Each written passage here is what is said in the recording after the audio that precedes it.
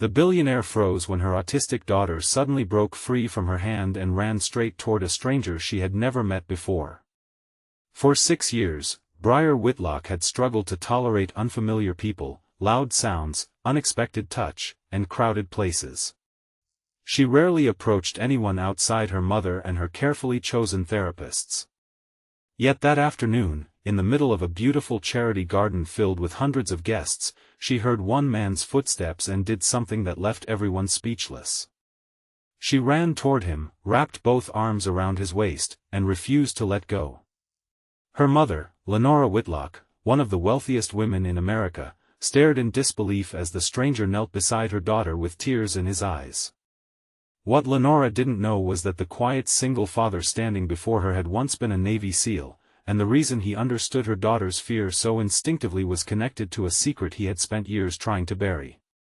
If you believe in kindness, forgiveness, hope, and second chances, please like, comment, share, and subscribe to our channel. Your support allows our family to bring more emotional stories of courage, compassion, and hope to our community. Lenora had built her fortune from almost nothing. By 38, she was the founder and chief executive of a technology company valued at several $1 billion, but none of that success had prepared her for motherhood. Briar was born after a difficult pregnancy, and although she appeared healthy as a baby, Lenora noticed early signs that something was different. Briar avoided eye contact, became overwhelmed by certain sounds, struggled with changes in routine, and eventually received an autism diagnosis. Lenora refused to see the diagnosis as a limitation, but she quickly became terrified of the world hurting her daughter. She hired specialists, built a private therapy room inside their home, arranged personalized schooling, and surrounded Briar with people trained to understand her needs. She loved her daughter fiercely, but over time, that love became mixed with fear. Lenora began making decisions for Briar before Briar had a chance to make them herself. If a restaurant was too loud, they left. If a guest spoke too quickly, Lenora intervened. If Briar became uncomfortable, Lenora immediately removed her from the situation. She thought she was protecting her daughter. She did not realize she was also teaching Briar that the world was something to escape. The charity event was supposed to be different. Lenora had organized the gathering to raise money for children with developmental disabilities, and she had spent weeks making sure the environment would be comfortable for Briar. There were quiet spaces, sensory-friendly areas, shaded gardens, and trained volunteers. For once, Lenora hoped her daughter might enjoy being outside without feeling overwhelmed. Near the edge of the garden stood a man named Callum Hayes. He was 39, a single father, and worked as a groundskeeper and maintenance contractor for several properties owned by the charity. He wore simple work clothes, carried a toolbox, and seemed almost invisible among the wealthy guests. Nobody paid much attention to him. But Callum noticed everything. He noticed the exits. He noticed where people were standing. He noticed which paths were crowded. He noticed the children who seemed uncomfortable. And when he heard a sharp metallic sound from a nearby service area, his entire body changed for half a second. His shoulders tightened. His eyes immediately scanned the garden. Then he relaxed. Most people never noticed. Lenora did. She had spent her life around powerful people and understood instinct when she saw it. But she had no idea how deep Callum's instincts went. Callum had once been a Navy SEAL. He had served for years, earned commendations, survived missions that had never appeared in the news, and returned home carrying memories he rarely allowed himself to examine. He had eventually left the military after an operation that changed his life. One of his closest teammates, a man named Fletcher Rowan, had been killed while Callum was responsible for getting his team out. Callum survived. Fletcher did not. Callum never forgave himself. After leaving the military, he married young, had a son named Archie, and tried to build an ordinary life. But the marriage collapsed under the weight of his emotional distance. His wife eventually left, and Callum became the sole parent of a little boy who was only 6 years old at the time. He accepted every job he could find. He repaired fences, maintained gardens, fixed plumbing, painted houses. Anything that kept food on the table and allowed him to be there when Archie came home from school. He never told people about his SEAL past. He didn't want admiration. He didn't want questions. Most of all, he didn't want Archie growing up thinking his father was defined by violence. That afternoon, Callum was replacing a damaged irrigation valve when he heard something unusual. A little girl's breathing had changed. He looked up. Briar was standing beside Lenora, covering her ears as the crowd became louder. Then a balloon burst. Briar panicked. She pulled away from her mother and ran. Lenora immediately chased her, calling her name. But Briar wasn't running randomly. She was running toward Callum. The little girl reached him, grabbed his shirt, and pressed her face against his chest. Callum froze. For one painful second, he looked like a soldier who had suddenly been transported back into another life. Then he lowered himself carefully to the ground. He did not touch Briar without permission. He simply stayed still. His breathing became slow and controlled. Briar gradually copied him. Lenora arrived seconds later, completely stunned. Her daughter was calm. The child who often became distressed when strangers stood too close was now holding onto a stranger as though she had known him forever. Lenora wanted to pull her away. But something stopped her. Callum understood that Briar didn't need to be rescued from her fear. She needed someone to help her move through it. He waited until she was ready. Eventually Briar released his shirt. She placed one hand against his arm. Then she smiled. Lenora could barely comprehend what she was seeing. That was the beginning. Over the next several weeks, Briar repeatedly asked to visit the charity garden. Lenora initially assumed she liked the flowers, but eventually realized she was asking about Callum. Callum never treated Briar like a fragile child. He explained things before they happened. He warned her when machinery would make noise. He gave her space when she needed it. He never forced eye contact. He never demanded that she respond in a certain way. He simply respected her. Briar began opening up. She started using more words. She tolerated new environments longer. She even began helping Callum water the garden. Lenora watched the transformation with mixed emotions. She was grateful. But she was also jealous. For years, she had sacrificed everything for her daughter, and now this ordinary maintenance worker seemed to understand Briar in ways she couldn't. Then Lenora discovered the truth about Callum. Her security team found his military records. Navy SEAL. Multiple commendations. Special operations. Combat deployments. Medical discharge. Lenora immediately became suspicious. She confronted him in the garden. Callum did not deny anything. He admitted that he had served. He admitted that his past was difficult. But he insisted that Briar had nothing to fear from him. Lenora told him she couldn't simply trust a man whose history contained so many secrets. Callum looked at her with sadness rather than anger. He explained that he hadn't hidden his past because he was ashamed of serving his country. He had hidden it because he was ashamed of the man he had become afterward. He had spent years believing that surviving Fletcher's death meant he had failed him. He had carried that guilt into his marriage. Then into fatherhood.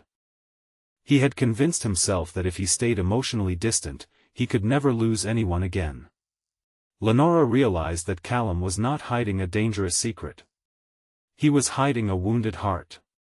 But she still didn't know the whole story. That came several days later. Archie was helping his father repair a wooden fence when he accidentally discovered an old military photograph inside Callum's toolbox. The photograph showed Callum standing beside Fletcher and the rest of his team. Archie asked who the men were. Callum finally told his son the truth. He explained that Fletcher had died during a mission and that Callum had spent years blaming himself. Archie listened quietly. Then he told his father something that broke through years of guilt. He reminded Callum that people could be heroes without being able to save everyone. Callum cried. Not because his son had solved anything, but because, for the first time, he allowed himself to hear the truth. Meanwhile, Briar had started making progress of her own. Her therapist noticed that Briar was becoming more willing to tolerate unexpected situations. She explained that Briar had found something powerful in Callum's behavior. He never panicked when she panicked. He never treated her fear as something shameful. He showed her that a frightened person could still be safe. Then came the day everything changed. Lenora and Briar were attending another daytime charity event at a large outdoor community center. Callum and Archie were there helping volunteers. Briar was walking beside her mother when she suddenly heard a loud mechanical noise from behind the building. A delivery truck had begun rolling backward because of a mechanical failure. People shouted. Children scattered. Lenora grabbed Briar's hand. But Briar froze. She couldn't understand where the sound was coming from. Callum reacted instantly. His old SEAL instincts took over. He ran toward them. He reached Briar just before the truck crossed the pedestrian path. He pulled her safely behind a concrete barrier and shielded her with his body. The truck struck a metal railing and stopped. Silence followed. Callum had a cut across his forehead. Lenora rushed toward Briar. Her daughter was shaking. But she was safe. Then Briar reached for Callum. Lenora watched her daughter touch the blood on his forehead. Briar was frightened. Yet she stayed. Callum smiled through the pain. That moment changed Lenora forever. She finally understood why Briar had trusted him. Callum had never promised her daughter that nothing frightening would happen. He had taught her that frightening things could happen and she could still survive them. Lenora had spent years trying to build a world where Briar would never be afraid. Callum had shown her how to help Briar become stronger than her fear. Lenora apologized to Callum. Not because she had been wrong to protect her daughter, but because she had judged him without understanding his wounds. Callum accepted her apology. He also apologized for keeping his military history secret. Neither of them pretended the past could disappear. Instead, they decided to stop allowing it to control the future. Over the following months, everything changed. Lenora began giving Briar more independence. She allowed her daughter to make choices. She let her try new places. She stopped treating every uncomfortable moment as an emergency. Callum began attending counseling to finally address the guilt he had carried since his SEAL days. Archie became closer to his father. And Briar flourished. She started an adaptive art program. She learned to communicate her needs more confidently. She even volunteered at the same charity where she had first met Callum. One afternoon, nearly a year after their first meeting, Briar stood in the center of the garden holding a small painting. She had painted it herself. It was abstract, full of bright shapes and sweeping lines. When Lenora asked what it represented, Briar explained that it was a picture of people who had once been scared but learned how to stay together. Lenora looked at Callum. He looked at Archie. Nobody spoke for several seconds. Then Lenora realized something beautiful. Her daughter had not needed a billionaire mother to solve every problem. She had needed people willing to see her as more than her diagnosis. Callum had not needed anyone to erase his past. He needed forgiveness, including forgiveness from himself. And Lenora had not needed to become less protective. She had needed to learn when protection should become encouragement. Years later, the charity garden became a place where families came to find support, acceptance, and hope. Lenora expanded the program across several cities. Callum became one of its most trusted mentors, teaching parents how to remain calm during moments of sensory overload and helping veterans reconnect with ordinary life after service. He never advertised his SEAL background. But when someone eventually discovered it, he no longer felt the need to hide. His past was part of his story. It simply wasn't the end of it. Briar grew into a confident young woman who continued to experience the world differently but no longer believed that different meant incapable. And whenever she returned to that garden, she always remembered the afternoon when she had run toward a stranger. She later explained that she didn't know why she had chosen Callum. She only knew that when everyone else around her became frightened, he became calm. And somehow, her body understood what her mind could not yet explain. She had found safety in someone who knew what fear felt like. That was the secret behind Callum's SEAL past.